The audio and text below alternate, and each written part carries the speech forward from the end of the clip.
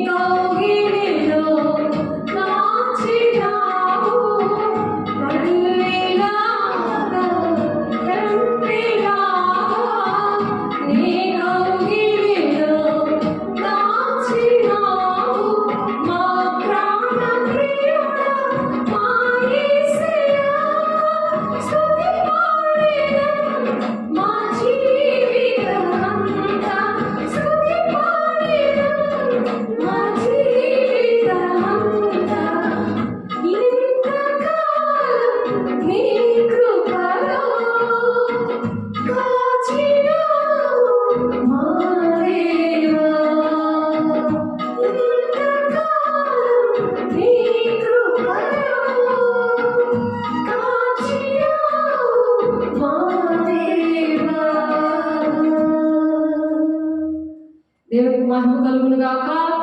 దేవునికి స్తోత్రం. హల్లెలూయా. విశ్వాసం.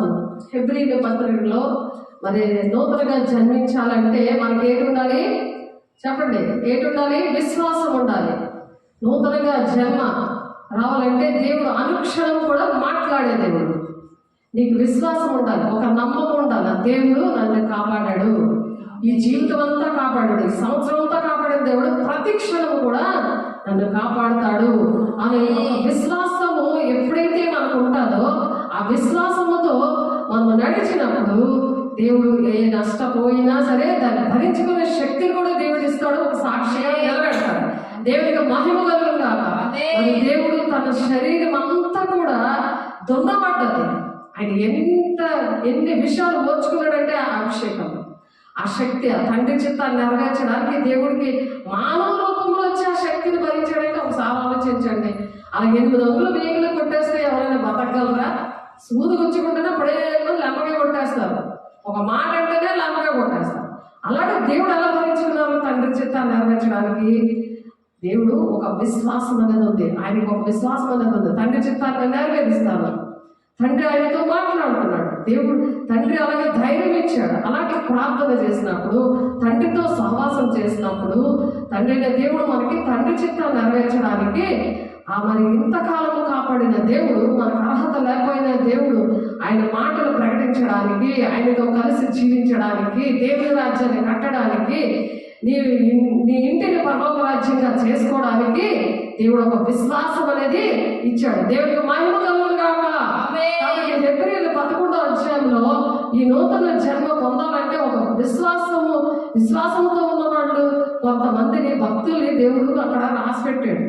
హెబ్రీయులు రాసిన పత్రిక 11వ అధ్యాయము 1వ వచనంలో విశ్వాసం ఉన్నది నిరీక్షింపబడి వాటి యొక్క నిజ స్వరూపమును అదృశ్యమైనవి ఉన్నవాటికు రుజువు అనమాట. అదృశ్యమైనవి మనకి రేపు ఏం జరుగుతుందో, ఈ క్షణం ఏం జరుగుతుందో అనేది అదృశ్యంగా ఉంటుంది కదా, కనిపిస్తుంది ఏంటి?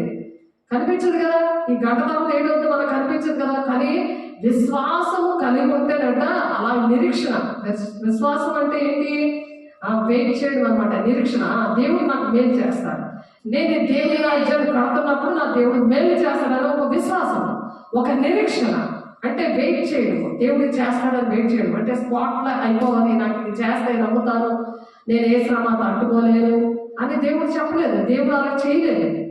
అలా విశ్వాసం మీదనే ఆయన మరి గొప్ప ఇంటిలో పుట్టవలసింది, గొప్ప ఇంట్లో ఒక రారాజు ఒక పేద బిడ్డల దగ్గర ఎందుకు జన్మించాడు? పేద వాళ్ళు, వ్యసనాలతో ఉన్న వాళ్ళు, పేదల దగ్గర ఎందుకు అక్కడ జన్మించాడు? ఆ పశుశాలలో ఎందుకు కోరుకున్నాడు ఆయన? తండ్రి చిత్తం నెరవేర్చబడడానికి. అందరూ కూడా ఎక్కువ విశ్వాసం లేనివాళ్ళు, పేదల దగ్గర విశ్వాసం ఉండదు. దేవుడు అక్కడ ఉండడు. ఆ కంపేరియాలో దేవుడు అక్కడ ఉండడు. అనేకమైన వ్యసనాలు, అనేకమైన మరి గొప్ప వాళ్ళని, పేదవాళ్ళని, మతమని, కులమని, ఇలాంటి భేదాలు అనేకమైన ఉంటాయి. కాబట్టి అటువంటి ప్లేస్లోని దేవుడు పుట్టి మరి జ్ఞానులను తీసుకొచ్చాడు. జ్ఞానులు ఎంత దూరం నుండి వచ్చారో, ఒక 2-3 సంవత్సరాల వరకు వాళ్ళ ప్రయాణం అయ్యింది. ఆ జ్ఞానులు తెచ్చి పూజించేలాగా చేశాడు. అంటే దీని ఒక నిరీక్షణ కదా, అదొక విశ్వాసం కదా. దేవుడిని మేము కలుసుకుంటాం. ఆ జ్ఞానం ఏంటి ఇంత పెద్ద నక్షత్రం వచ్చింది అని అక్కడ వాళ్ళన్న దగ్గర మరి కనిపించినది మళ్ళీ యేసయ్య ఎక్కడైతే ఉన్నాడో అక్కడ మళ్ళీ అది కనిపించింది. అలాగ త్రోవ చూపించి అలాగ దేవుడు తీసుకొని వచ్చాడు. మరి అంత జ్ఞానులకే అంత దూరం నుండే దేవుడు కలుసుకోవడానికి వచ్చినప్పుడు జ్ఞానులు, మనం అంత జ్ఞానులు కాదు కదా, అంత దూరం మనం పరిగెట్టగలమా? అన్ని సంవత్సరాలు దేవుడి కోసం బతకగలమా? దేవుని చేరగలమా? ఎందుకు పుట్టారని వాళ్ళంతా పరిశీలన చేశారు, గ్రంథాలన్నీ తీశారు. మరి అలాంటి పరిస్థితి లేదు కదా. అంత దూరం నుండి అసలు మనం ఎక్కడెక్కడ ఉండి మనం జడిసిపోయి ఇక్కడ మనం దేవుడు మాటలు ప్రకటించడానికి, దేవుడిని చూపించడానికి నీలో దేవుడిని చూపించాలి. నీ వెలుగు నా మీద ప్రకాశింపచేయాలి. అటువంటి విశ్వాసము ఉన్న కొంతమంది భక్తులు ఇక్కడ ఉన్నారు. నూతనమైన జన్మ పొందుకుంటే అలాగ నువ్వు బ్రతుకుతావు అనమాట. అలా దేవుడికి ఇష్టంగా ఉంటావు అనమాట. అలాగే నీ ఇంటిని దేవుడి రాజ్యంగా నువ్వు చేసుకుంటావు. నీ ఇంట్లో వాళ్ళు నీ కుటుంబము దేవుని రాజ్యంగా తయారైంది అనుకో, మరి ప్రతి ఒక్క కుటుంబాన్ని అలాగ నువ్వు చేయడానికి మంచి సాక్ష్యం ఇస్తాడు దేవుని బిడ్డ. నువ్వు ఏ బాధలో ఉన్నావో, తాగుబోతోడుగా బాధపడుతున్నావా, అడిగి డబ్బులు ఇస్తే కానీ నిన్ను వదలడు. అలా లంచాలు ఇచ్చుకుంటూ నువ్వు బతుకుతావా? దేవుడి మీద బతుకుతావా? విశ్వాసంతో బ్రతుకుతావా? విశ్వాసం నా దేవుడు నాకు కని చేశాడు. ఆ తాగుబోతుల్లో దెయ్యాలు ఉన్నాయి, అవి వాటికి నేను భయపడ్డా. నేను దేవుడు లోపల నా దెయ్యాన్ని నిలబడతాను, ఒక్క క్షణంలోనే నీ ప్రార్థన వింటాడు అని చెప్పి ఇప్పుడు మనం పాట పాడుకున్నాము. అలా కాపాడుతాడు, అలా కాచి కాపాడయ్యా.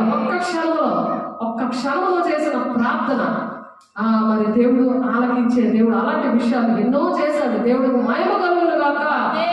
ఎప్పుడైతే విశ్వాసం ఉంటుందో, విశ్వాసము, నిరీక్షణ, అవి ఆత్మీయ ఫలాల్లోని ఆత్మీయ ఫలములోని ఒక 2 తొనలు. అవి 2 తొనలు, ప్రేమ, సంతోషం, సమాధానం, ఇవన్నీ కూడా వస్తాయి, ఇవన్నీ కూడా.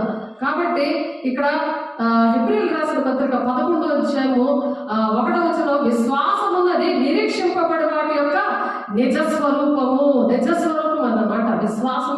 మనం ఎప్పుడైతే విశ్వాసం కలిగి ఉంటామో అది నిజస్వరూపము లాగా పనిచేస్తుందట. అదృశ్యమైనది, అది అదృశ్యమైనది అంటే మనం ఉన్నది దేవుడు చేస్తాడు అనే నిరీక్షణ కలిగి ఉంటాం కదా విశ్వాసంతో. అప్పుడు అదృశ్యమైనవి ఉన్న మట్టుకు ఒక రుజువులాగా నిలబడుతుందంట. ఒక రుజువు అంటే నిన్ను దేవుని బిడ్డగా రుజువు పరిచేస్తాడు దేవుడు.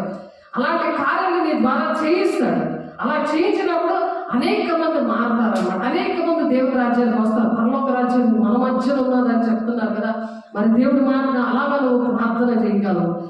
ప్రపంచంలో దేవుని వాక్యం వల్ల నిర్మాణమై ఉన్నది అంటాడు. ప్రపంచంలో ఇలాగ ఈ ప్రపంచంలో అన్నీ కూడా ఏంటంటే ఈ దేవుని మాటల వల్ల నిర్మించబడుతున్నాయంట.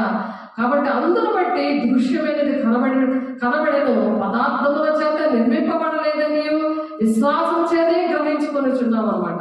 ఆ విశ్వాసంతో మనకు ఒక గ్రహింపు వస్తుంది. ఏవో పదార్థాల వల్ల ఇవన్నీ పుట్టాయి అనుకుంటున్నారు, కానీ దేవుడు ఆకాశాన్ని భూమిని చేసినప్పుడు అది నిరాకారంగా ఉంది అని మనం ఆదికాండం 1వ అధ్యాయంలో మనం నేర్చుకున్నాం. ఆదికాండం 1వ అధ్యాయంలో ఒకసారి చూద్దాం. చూడండి, అది నిరాకారం ఉన్నప్పుడు ఒక పదార్థం ద్వారా తయారవలేదు, అది విశ్వాసం ద్వారా తయారైంది. దేవుడు వాక్శక్తితోటే ఇలా ఆకాశము కలుగునుగా అంటే కలిగింది. ఆ దేవుడిలో ఉన్నప్పుడు మన ద్వారా కూడా దేవుడు కలుగుతాయి. ఇలాగ జరుగును కాక ఆ సాధారణ బంధించబడును కాక అన్నామంటే అది బంధించబడదు. నిన్ను ఏడిపించదు, నీకు అనారోగ్యం రాదు. నిన్ను ఏడిపించడం, నిన్ను ఆ దుష్టాత్మలు నిన్ను ఎలుబడి చేయదు. నీకు ఎలా నడవాలో దేవుడితో నీ వాక్శక్తిని ఉపయోగించడానికి దేవుడు నిరాకారంగా ఉన్న ప్రపంచంలో కట్టబడ్డాయని చెప్పారు కదా. ఎలాగా ఆ విశ్వాసం ద్వారానే ఆదికాండం 1వ అధ్యాయం ఆయన చేసి చూపించాడు. మనం ఆయన పిల్లలు ఉంటే మనం కూడా చేయగలము. దేవుని ఆది దేవుడు భూమి ఆకాశాలు సృజించాడు. అప్పుడు దేవదూతలు ఉండేవారు అని చెప్తున్నాం. దేవదూతలు కొన్ని వేల సంవత్సరాలు, ఎన్ని సంవత్సరాలు మనం కరెక్ట్గా చెప్పలేము, కానీ అన్ని సంవత్సరాలు అక్కడ భూమి ఆకాశం భూమి ఆకాశాలు సృజించినప్పుడు ఏంటంటే ఈ గ్రహాలు కానీ ఇవేమి కూడా లేవు, సూర్యుడు కానీ ఏమి కూడా లేవు. కానీ దేవుడే ప్రకాశిస్తూ ఉన్నాడు, దేవదూతలు స్తుతిస్తూ ఉండేవారు. అలాగా లూసిఫర్ మరి అప్పుడు మేమే ఆరాధించాలా అని దూతలకి లీడర్ తను అనుకుంటున్నప్పుడు మరి దేవుడికి తను కూడా లూసిఫర్ కూడా స్తుతించబడాలి, ఆరాధించబడాలని కోరుతుంది. అలా కోరుకున్నప్పుడు మరి 2వ గ్రూప్లో ఉన్న వాళ్ళు మిఖాయేలు, అది దేవదూతలు, మంచి దేవదూతలు అనమాట. అలా కోరుకోలేదు. ఇద్దరికి యుద్ధం జరుగుతున్నప్పుడు దేవుడు ఈ గ్రూపులు 2కి యుద్ధం జరిగి మరి దేవుడు అక్కడ ఏం చేశారు, ఈ లూసిఫర్ని తన గ్రూప్ని కూడా అక్కడ నుండి తరిమి కొట్టాడు. తను ఆరాధించబడ్డాడు. అక్కడ తారేమి కొట్టబడి భూలోకంలో ఉండి అవి ఇప్పటికీ కూడా మరి ఆ దుష్టాత్మలాగా వాళ్ళ దూరి ఈ చెడు వ్యసనాలు ఏంటి, మరి ఆ దుష్టమైన పనులు, వ్యభిచారం ఏంటి, మరి బాధ్యత లేకుండా ఇంటిలోని మరి దేశంలో యుద్ధాలు ఇవన్నీ కూడా అట్లు ఆ దుష్టాత్మల వల్ల వస్తాయి. మనుషుల్లో దూరి అలాంటివన్నీ చేస్తుంటాయి. కాబట్టి అవి చేయకుండా ఉండాలంటే మరి దేవుడు ఏం చేశాడు, ఆ భూమి అంతా కూడా రెండవ ఆకాశం భూమి నిరాకారంగాను శూన్యంగా ఉంది. అప్పుడు ఇదంతా కూడా తీసేశాడు కదా ఆయన, ఆ దేవదూతలు అందరినీ కూడా తీసేసినప్పుడు అప్పుడు ఆ శూన్యంగా అయిపోయింది. అప్పుడు ఆకారం లేదు, భూమికి ఆకారం లేదు, భూమి నిరాకారంగా శూన్యంగా ఉంది. చీకటి ఏమో అగాధ జలముల మీద కమ్మేసి ఉంది, దేవునాత్మ జలముల పైన అల్లాడుతుంది. అప్పుడు అతడు వెలుగు కమ్మని పలుకగా వెలుగు కలిగేను అంటున్నాడు. వెలుగు కలిగేను అని చెప్తున్నాడు. ఆ వెలుగు కలిగినప్పుడు అంట వెలుగు మంచిదేనందుకు అట్లు దేవుడు చూచాను. దేవుడు వెలుగుని చీకటిని వేరుపరిచాడు. దేవుడు వెలుగుని పగలని చీకటికి రాత్రని పేరు పెట్టాడు. సమస్తము ఉదయంలో కలుగగా ఒక దినమైంది అన్నమాట. ఇలాగా వాక్శక్తితో దేవుడు మాటల ద్వారా పదార్థాలు ఏమాత్రం లేదు. అది హెబ్రీయులకు రాసిన పత్రిక 11వ అధ్యాయము 3వ వచనంలో ప్రవచనములు దేవుని వాక్యము వలన నిర్మాణమైనవని అందరూ బట్టి దృశ్యమైనది కనబడేను అంటున్నాడు. పదార్థములచే పదార్థములతో నిర్మించబడింది. అలా నిర్మించబడింది. ఇక్కడ దృశ్యమైనది పదార్థములచే నిర్మింపబడలేదని, పదార్థములతో నిర్మించబడలేదు. ప్రపంచము దేవుని వాక్యం వల్ల నిర్మించబడింది. దేని వల్ల నిర్మించబడింది? దేవుని వాక్యం వల్ల నిర్మించబడింది. అలాగే మనం వాక్యం ద్వారా మనం అన్ని కూడా చేయగలం. ఆ వాక్యం ఏంటి? ఆది అందు వాక్యమే ఉన్నాడు. ఆది అందు వాక్యం ఉండేది, వాక్యమే దేవుడే ఉన్నాడు. ఆ దేవుడే నిర్మించబడింది. అందరూ బట్టి దృశ్యమైనది కనబడింది. ఆ దృశ్యమైనది ఏంటండి? అందరూ బట్టి దృశ్యమైనది కనబడిన పదార్థాలతో నిర్మించబడింది అన్నమాట. ఏ పదార్థాలు కూడా లేకుండా విశ్వాసము చేతనే ఇవన్నీ కూడా భూమి ఆకాశము ఇంకా ఏంటంటే దేవుడు ఎలాగైతే ఆ వాక్శక్తి ద్వారా మరి ఆ వెలుగు కలుగును గాక అనగానే వెలుగు కలిగింది. మళ్ళీ దేవుడు వెలుగును పగలును వేరుపరిచాడు. ఆ వెలుగుని పగలు వేరుపరిచాడు. ఇది రెండవ సృష్టి. ఇప్పుడు మనం ఉన్నది రెండవ సృష్టి. ఈ వెలుగు మంచిదైనట్లు దేవుడు చూచెను. దేవుడు వెలుగును చీకటిని వేరుపరచెను. దేవుడు వెలుగులకు పగలని చీకటికి రాత్రిని పేరు పెట్టాడు. ఆయన పేరు పెట్టాక ఇవన్నీ ఎలా జరిగాయి? మళ్ళీ చూద్దాం. హెబ్రీయులకు 11వ అధ్యాయం 3వ వచనం. ప్రపంచములు దేవుని వాక్యం వలన నిర్మాణములైనవి. దేని వల్ల ప్రపంచాలన్నీ కలిగాయి? దేవుని వాక్యం వల్ల. అలాగే నీవు కూడా నీ ఇల్లు కూడా వాక్యం వల్లే నిర్మించబడుతుంది. ఏ సమస్య ఉన్నా సరే వాక్యమనే దేవుడి ద్వారానే నీకు నిర్మాణం కలుగుతుంది. కానీ నీ అంతటా నీకు చేసుకోలేవు. నీ అంతటా నువ్వు చేసుకోలేవు. కాబట్టి నీ అంతటా నువ్వు చేసుకోలేవు. దేనివల్ల మనం చేసుకుంటాము? వాక్యం ద్వారా ప్రపంచాన్ని నిర్మించిన దేవుడు నీ కుటుంబాన్ని కట్టలేడా? నీ కుటుంబాన్ని బాగు చేయలేడా? దేశాన్ని బాగు చేయలేడా? ఆలోచించండి. దేవుడు బాగు చేసే దేవుడు. కాబట్టి వాక్యం అనే దేవుడు మనల్ని నిర్మాణం చేస్తాడు. వాక్యం ఎందుకు వినాలి? దేవుడు మాట్లాడాలి. మనుషుల మాటలు వింటే మనం బాగుపడవు కదా. మనుషులు మనం మోసం చేస్తారు. డబ్బులు ఇస్తేనే పని చేస్తారు, లేకపోతే నేను తంతాను చంపుతాను అంటారు. కాబట్టి నువ్వు ఏంటంటే వాక్యం ద్వారా నువ్వు కట్టబడ్డావు అనుకో, నూతనమైన జన్మ నీలో వస్తే వచ్చే లాభాలు అన్నమాట. నూతన జన్మ అంటే అది. నీకు సమస్యలన్నీ విడుదల వస్తాయి. నువ్వు దేవుడి మాట విని నువ్వు దేవుని రాజ్యాన్ని వెళ్తావు. నీతో పాటు నీ కుటుంబాన్ని, దేశాన్ని, ఇరుగు పొరుగు వాళ్ళని అందరినీ కూడా తీసుకెళ్తావు. దేవుని నామమునకు స్తోత్రం. కాబట్టి దేవుడు వెలుగు మంచిదేనట దేవుడు చూచాడట. దేవుడు వెలుగుని చీకటిని వేరుపరచగా దేవుడు వెలుగులకు పగలని చీకటికి రాత్రిని పేరు పెట్టాడు. అస్తమైన ఉదయంలో కలగగా ఒక దినమైంది అనమాట.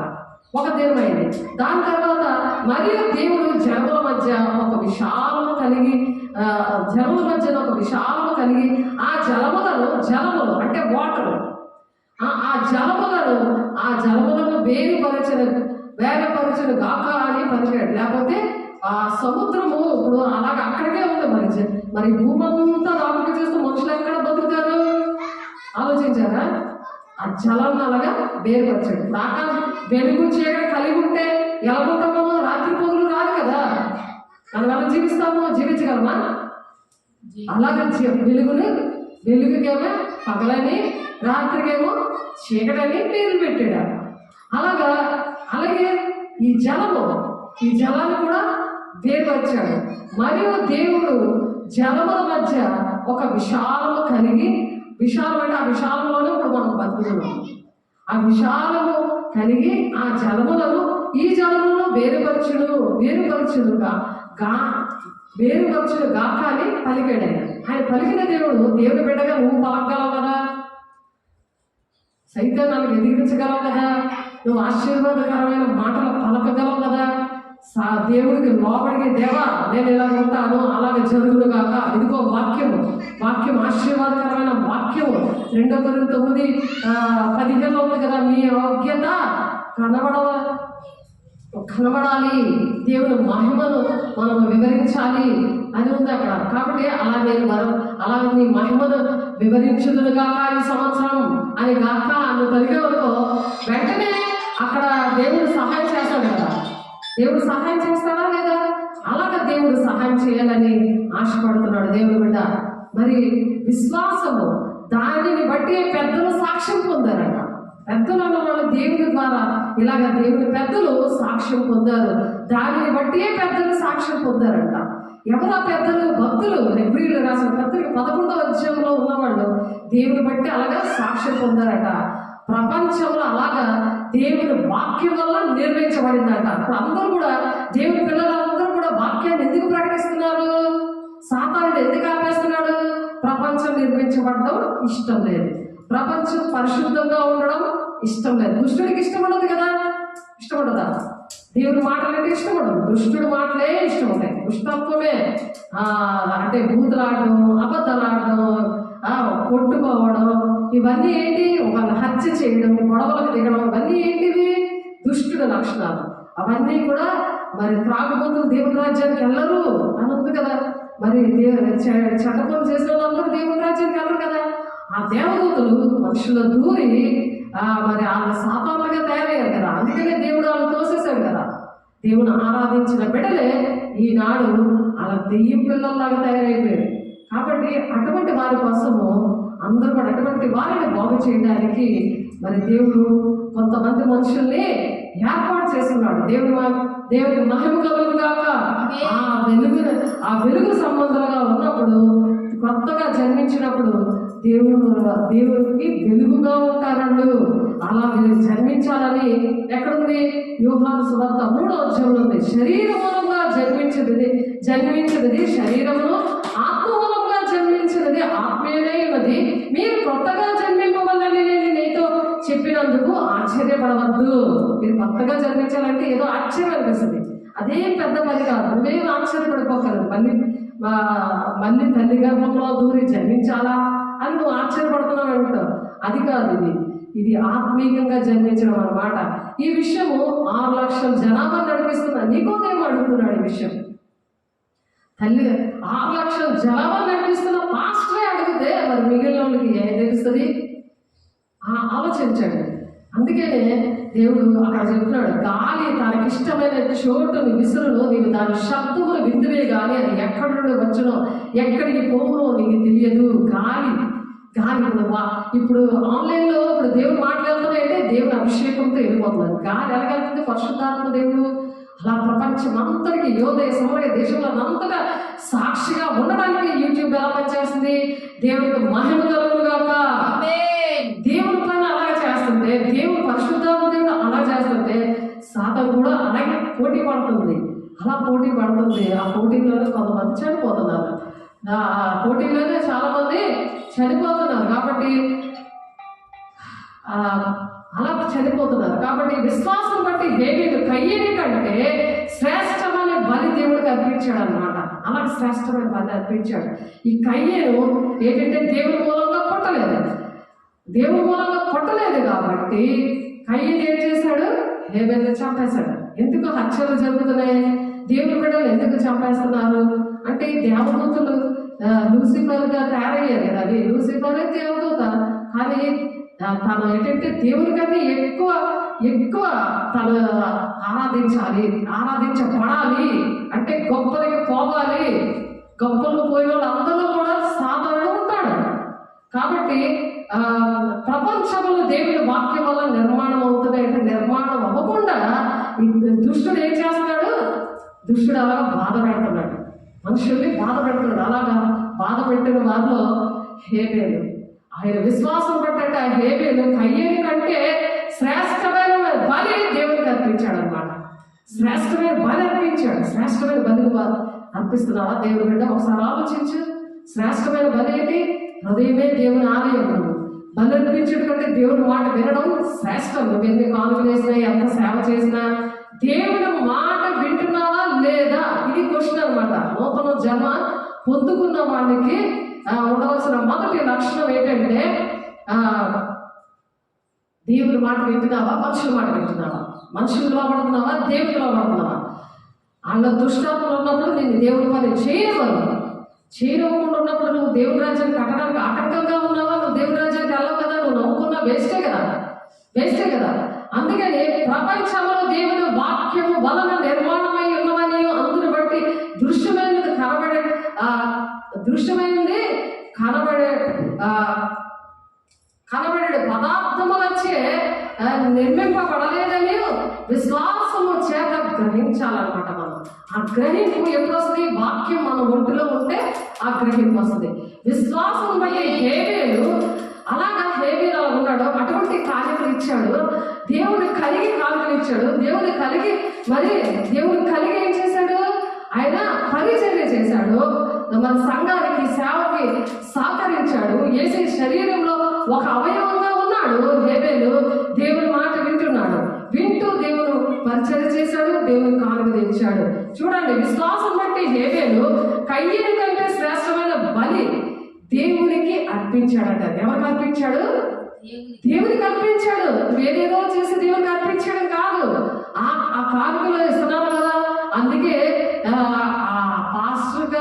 పాస్టర్కి ఎవరికైతే ఇచ్చారో, ఈ దేవుని బిడ్డకి ఎవరికైతే ఇచ్చారో వాళ్ళ దగ్గర నుంచి నేను వెళ్ళిపోవాలి అని సాతాను నీలో దూరి చెప్తున్నాడు. ఎవరు దూరి చెప్తాడు? నాన్న ఇక్కడ ఏంటి అవ్వలేదు నాకు, అందుకని నేను ఇంకో చర్చలో గెలుతాను, అక్కడికి వెళ్ళిపోతానని అనుకూలమైన బోధకుల వైపు తిరిగిపోతున్నారు. అందుకే అబద్ధ బోధకుల నుండి, మరి అటువంటి బోధకుల నుండి విడుదల నీకు రావాలంటే నూతనమైన జన్మ అంటే పరిశుద్ధాత్మనే పొందుకోవాలి. నీటి మూలంగా ఆత్మ మూలంగా జన్మిస్తేనే కానీ దేవుడు రాజ్యం లేదు. నూతనంగా నూతన సంవత్సరంలో నూతన జన్మ అనేది పొందుకున్నప్పుడు దేవుని రాజ్యానికి వెళ్తామని దేవుని బిడ్డ నీతో మాట్లాడతారు. కాబట్టి విశ్వాసం బట్టి హేబేలు కయ్యేని కంటే శ్రేష్టమైన బలి దేవునికి అర్పించాడు.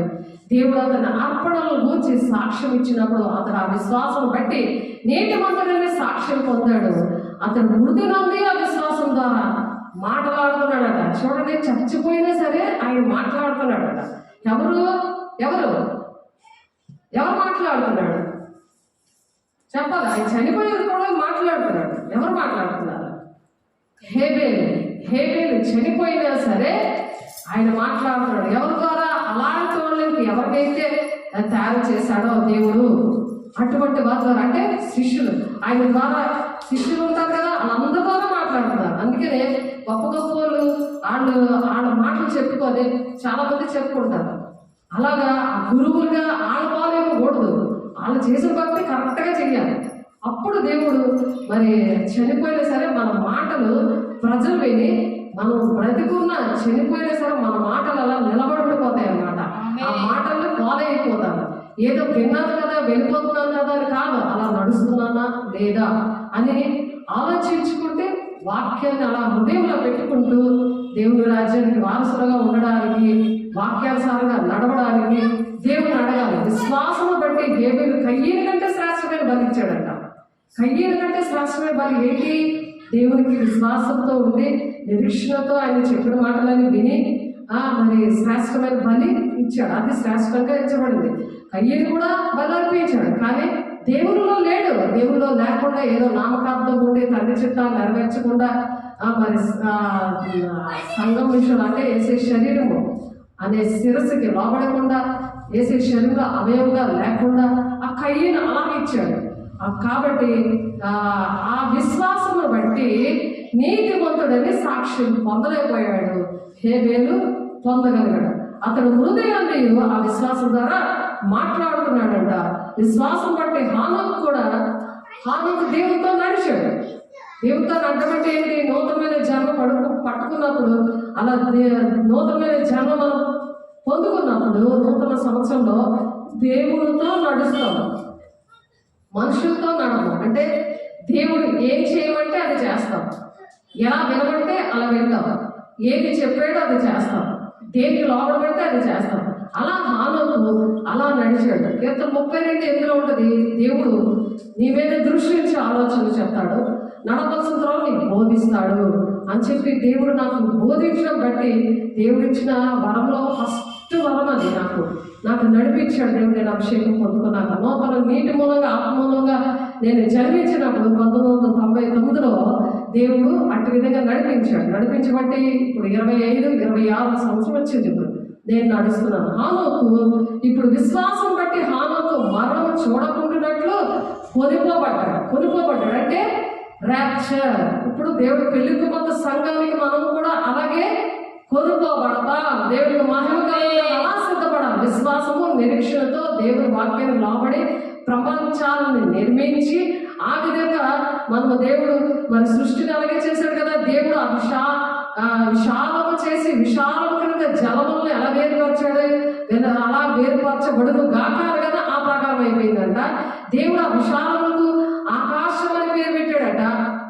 ఆకాశం, భూమి, వాటర్ అంతా కూడా కలిసిపోయింది. ఎలాగ తెలుస్తుంది? దేవుడు పదార్థం ద్వారా చేయలేదని చెప్తున్నారు. ఎలా కలిగింది? నోటి ద్వారా. నీ నోటి ద్వారా కూడా అలాంటి కార్యాలు జరుగును గాక. నీ నోటి ద్వారా, మీ నోటి ద్వారా, నా నోటి ద్వారా అలాంటి కార్యాలు జరుగును గాక. అందుకే నూతనమైన జన్మ కావాలి 2026లో. కాబట్టి దేవుడు విశాలముగా ఆకాశం అని పేరు పెట్టాడు. అస్తమయమున ఉదయమును కలుగగా 2వ దినం ఆయను. ఆయన అలా పలికాడు. అలాగే నిన్ను ఎవరైతే బాధపడుతున్నారో వాళ్ళలో దుష్టాత్మలు కాలిపోను గాక అని వెంటనే నిన్ను అలా బాధపడలేదు. నేను బాధపడ్డాను. నువ్వు వాడికి భయపడిపోయి దేవుడికి లోబడినప్పుడు నా దుష్టుని ఎదిరించినప్పుడు పరిగెడతాడు దేవుడు. అందుకని ఆ విశ్వాసం అంటే అదనమాట. విశ్వాసం అంటే అది. దేవుడు ఆకాశం కింద ఉన్న జలంలో ఒక చోటనే కూర్చోబెట్టాడట. 6 నెలల కనబడదు ఆకారు కలగాడట. అలాగా సృష్టిని చేశాడు దేవుడు. 6 నెలలకు భూమిని పేరు పెట్టాడట. జలరాశి కానీ సముద్రములని పేరు పెట్టాడట. అది మంచిదని దేవుడు చూచాడట. దేవుడు గడ్డిని విత్తనములు ఇచ్చే చెట్లను భూమి మీద తమ జాతి ప్రకారం తమలో ఉన్న విత్తనములుగా ఫల వృక్షాలు భూమి మీద మొలిపించిన గాకాన్ని పలికాడట. భూమి గడ్డిని తమ జాతి ప్రకారం విత్తనములు ఇచ్చే చెట్లను తమ జాతి ప్రకారం తమలో విత్తనములు గల ఫల వృక్షములు మొలిపింపగా అది మొలిచింది అనమాట. అలాగే దేవుడు వాక్శక్తితో అలాగే అస్తమైన ఉదయములు కలుగగా 3వ దినం అయిందంట. దేవుడు 7 దినాలు కూడా ఈ సృష్టిని చేశాడు. అలాగా దేవుడు పగటిని రాత్రి వేరుపరచడం. ఆకాశం విశాలమైన జ్యోతులు నక్షత్రాలు కలుగు చేశాడట. ఈ సూచన కాలములను దిన సంవత్సరంలో సూచించడమే ఉండును గాక అని చెప్పాడు. అంటే కాలాలు, దినాలు ఈ నక్షత్రాలు సూచిస్తాయి. నక్షత్రాల పేర్లు ఇవన్నీ కూడా శాస్త్రజ్ఞులు జ్ఞానులు చెప్తున్నారంటే అన్ని బైబిల్లో ఉన్నాయి. దేవుడు ఆ 2 గొప్ప జ్యోతులను అనగా పగటిని ఏలుటకు పెద్ద జ్యోతి, రాత్రిని ఏలుటకు చిన్న జ్యోతి నక్షత్రములు చూస్తాడు. అలాగా ఆయన కలుగు చేశాడు. భూమి మీద వెలిగించుటకును పగటికి రాత్రిని ఏలుటకు వెలుగును చీకటిని వేరుపరచుటకును దేవుడు ఏం చేశాడు? ఆకాశ విశాలమందు వాటిని ఉంచాడు.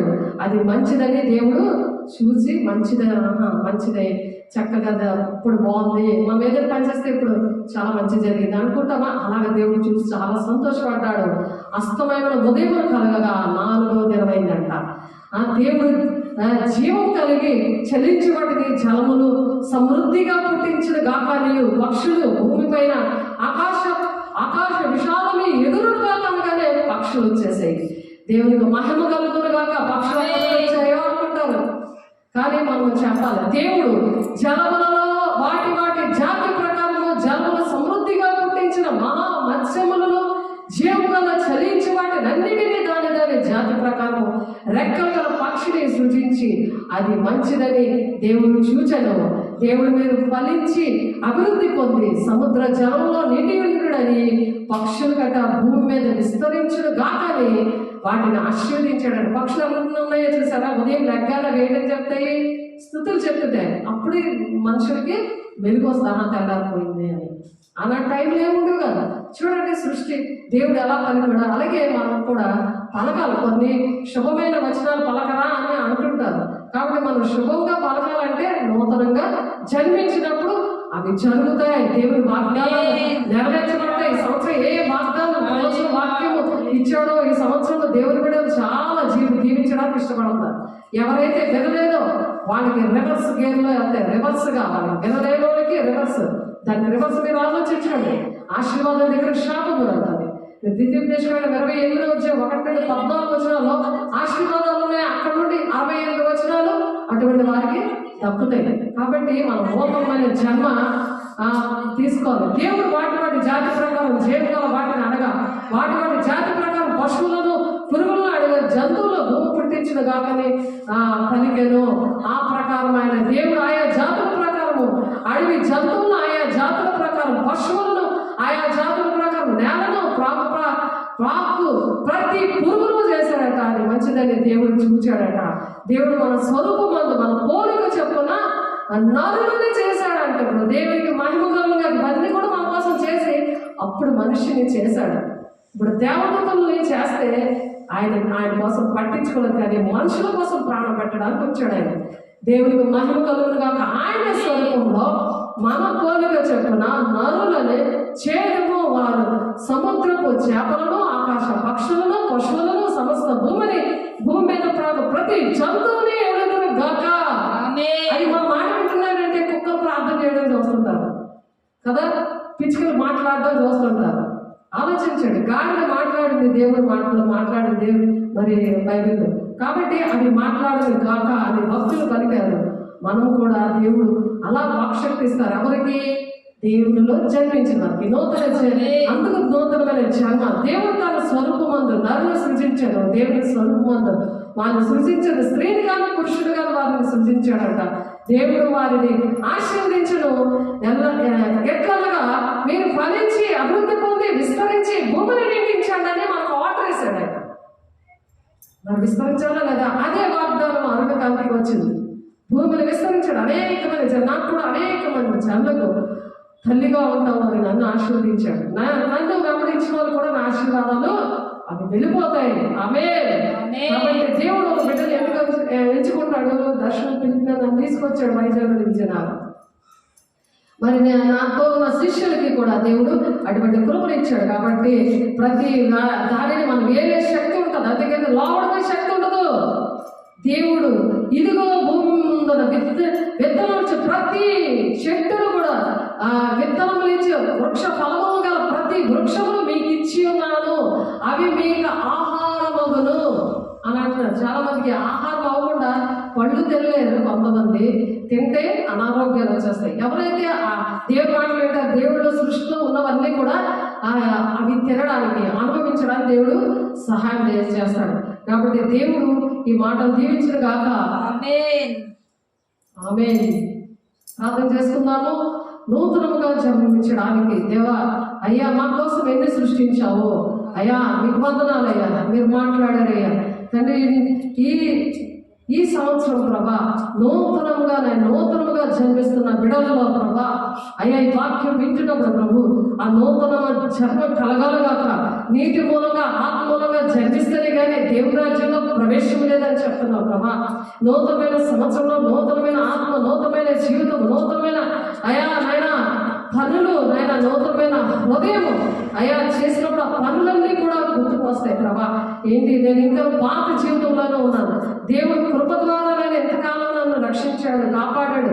ఆయన రెక్కచాట భద్రత వచ్చాడు. కాబట్టి అయా తండ్రి నేను ఆయన కృతజ్ఞతాస్తుతులు చెల్లించాలని అయా సనుగుకోకుండా ప్రభు ఎందుకు వచ్చిన జీవితం అని అయా చనిపోతారు కొంతమంది నాయన కుటుంబాల్లో ఎన్నో ఇబ్బందులు, అవన్నీ యేసు నామములో లైవ్ అయిపోవాలి, మహిమగల నామములో లైవ్ అయిపోవాలి.